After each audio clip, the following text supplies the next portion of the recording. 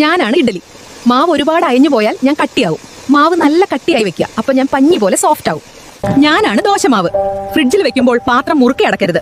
അല്പം ലൂസായി അടച്ചാൽ ഞാൻ 2 ദിവസം കൂടി ഫ്രഷ് ആയിരിക്കും. ഞാൻ ജീരകം. വയറ്റിൽ കനം അനുഭവപ്പെടുകയോ ഭക്ഷണം ശരിയായി ദഹിക്കാതിരിക്കുകയോ ചെയ്താൽ എന്നെ കഴിച്ചോളും. ദഹനം മെച്ചപ്പെടുത്തുകയും ഗ്യാസ് കുറക്കുകയും ചെയ്യുന്നു. ഞാൻ ഇഞ്ചി. ദഹനക്കേടോ വയറുവേദനയോ ഉണ്ടെങ്കിൽ എന്നെ കഴിച്ചോളൂ. ദഹന പ്രക്രിയ വേഗത്തിലാക്കുന്നു. ഞാൻ മല്ലിയില. ദഹനം കുറവാണെങ്കിലോ വയറ്റിൽ പുകച്ചിൽ അനുഭവപ്പെടുകയോ ചെയ്താൽ മല്ലിയില കഴിച്ചോളൂ. അസിഡിറ്റിയിൽ നിന്നും ഗ്യാസിൽ നിന്നും ആശ്വാസം നൽകുന്നു. ഞാൻ പെരുംജീരകം. വയറ്റിൽ പുകച്ചിൽ, വായുനാറ്റം അല്ലെങ്കിൽ ഗ്യാസ് എന്നിവ നിങ്ങൾ അലട്ടുന്നുണ്ടെങ്കിൽ എന്നെ ചവച്ചു കഴിച്ചോളൂ. വയറിന് ആശ്വാസം നൽകാൻ എനിക്ക് കഴിയും. ഞാൻ പുതിനയില. വയറ്റിൽ ചൂടോ അസ്വസ്ഥയോ തോന്നുന്നുണ്ടെങ്കിൽ എന്നെ കഴിച്ചോളൂ. വയറിന് പെട്ടെന്ന് ആശ്വാസം നൽകാൻ ഞാൻ സഹായിക്കും. രാവിലെയും ഉച്ചയ്ക്കും രാത്രിയും ചക്കപ്പുഴുക്ക് തന്ന് നിങ്ങളെ ഒരു ചക്കയാക്കിയോ? എങ്കിൽ ഇതിന്റെ ഗുണം അറിഞ്ഞാൽ നിങ്ങൾ ചക്കയെ കെട്ടിപ്പിടിച്ച് ഉമ്മ വെക്കും. സത്യം, രക്തത്തിലെ പ്രമേഹം അങ്ങോട്ട് കുറയും. ദഹനക്കേടൊക്കെ പുഷ്പം പോലെ തൂത്തെറിയും. സംഗതി നമ്മുടെ ചക്കയാണ്. ഇതുപോലത്തെ ടിപ്സിനായി ഈ പേജ് ഒന്ന് ഫോളോ ചെയ്തേക്കണേ.